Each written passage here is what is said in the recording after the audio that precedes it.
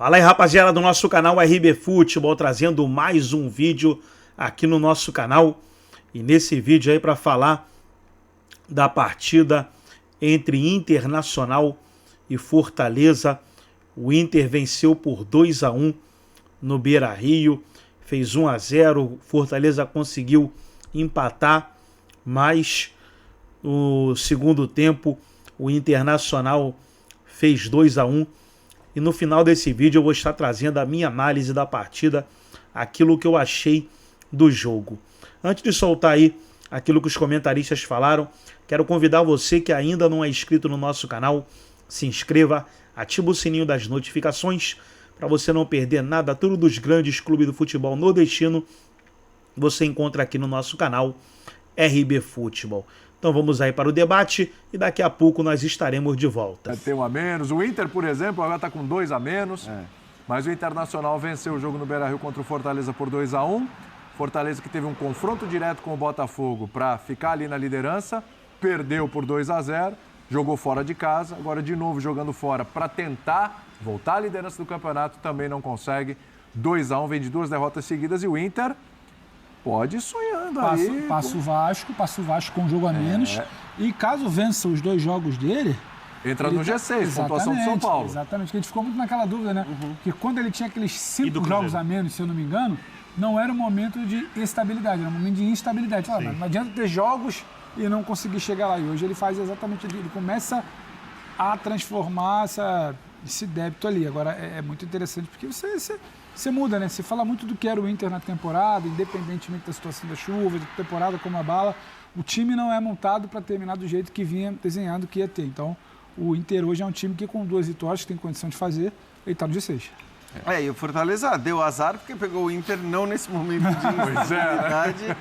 E acho que no fim das contas o resultado do jogo reflete o que foi o jogo, porque o Fortaleza ele foi melhor apenas acho que na segunda metade do primeiro tempo, que é justamente quando consegue o seu gol, quando faz o gol de empate ali. Naquele momento estava merecendo chegar ao gol de empate, mas depois o Inter é melhor no segundo tempo todo. Acho que a vitória reflete o que foi a partida. O Fortaleza, a gente lembra, assumiria a liderança do campeonato, né? Em caso de vitória, chegaria aos 51 pontos, passaria o Botafogo.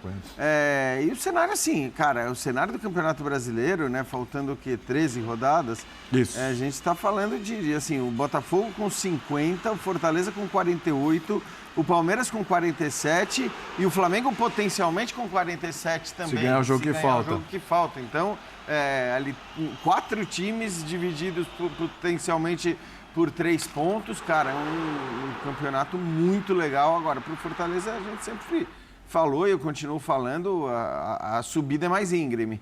Você, assim, com um elenco que não é um elenco tão farto, né?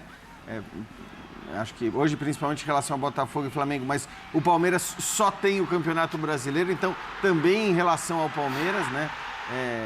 A missão do Fortaleza para ficar com esse título brasileiro vai ser duríssimo. Fortaleza reclamou muito da arbitragem desse lance aí. Sim. É esse lance do mercado, que ele acaba assim, ficando em cima do adversário e o Fortaleza acredita que ali era falta, então o lance deveria ter sido interrompido ali. É uma jogada, um cai, outra... Assim, os lances, você pode ter lances parecidos e serem totalmente diferentes, a execução. Assim, eu não vejo essa falta toda, eu vejo uma disputa, o outro caiu e tá tudo... Exatamente. E para reforçar o que a gente estava falando. Olha lá, Birner, tá vendo?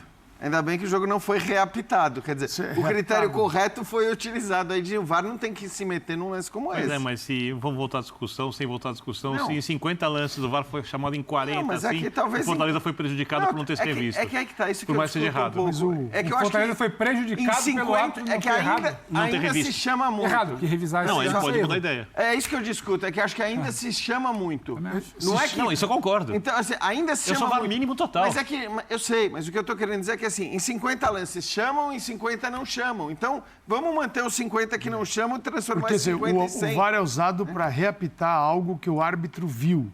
E a essência do VAR, o protocolo, como você quiser chamar, a regra é chamar para um lance ou alguma coisa que escapou ao olhar do árbitro, porque o foco era outro. Então é o seguinte, não é um lance que o árbitro viu e julgou Aí o VAR vem, fica ali procurando, caçando alguma coisa e chama o árbitro. Então você arrebenta com o julgamento do árbitro. E isso também, no médio prazo, sabe o que vai gerando? Vai gerando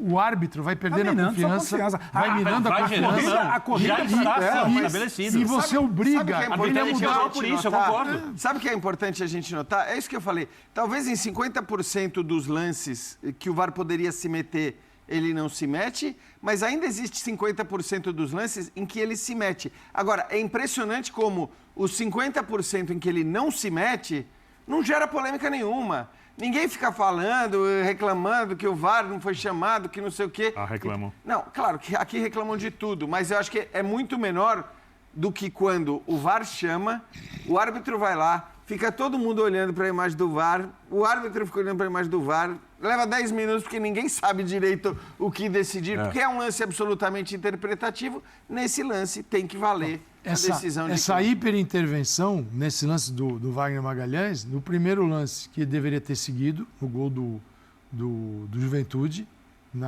aquela dividida com o Hugo, deveria ter seguido, ele está julgando o lance, segue.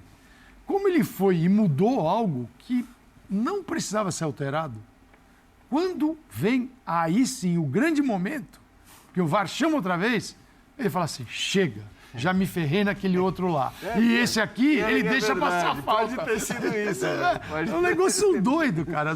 E não tem ninguém para corrigir. Ou seja, o futebol brasileiro conseguiu transformar uma ferramenta de auxílio numa coisa que dificulta a arbitragem. Mas isso aí não dá para reclamar. É uma regularidade. Então, tudo que se bota a mão... Mas que não se une apenas o árbitro de campo. Porque, em geral, é isso. O árbitro de campo é que tem lá o carimbo de errou, é ruim, ele é muito fraco. O árbitro de vídeo, às vezes, é mais responsável pela polêmica e pelos erros. Já aproveitando, saúde e paz a todos e a todas, porque eu sei que nós estamos transforma qualquer coisa aqui.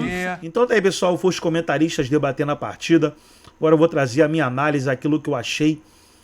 Vamos dividir a partida aí em 3 partes. 20 minutos, os primeiros 20 minutos do jogo. Só deu Internacional. 1-0.